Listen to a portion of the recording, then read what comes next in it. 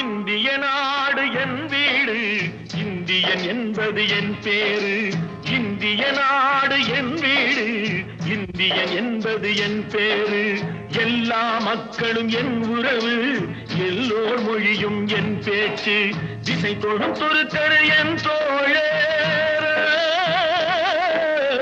அல்ஹம்துலில்லாஹி ரப்பில் ஆலமீன் அர்-ரஹ்மானிர் ரஹீம்.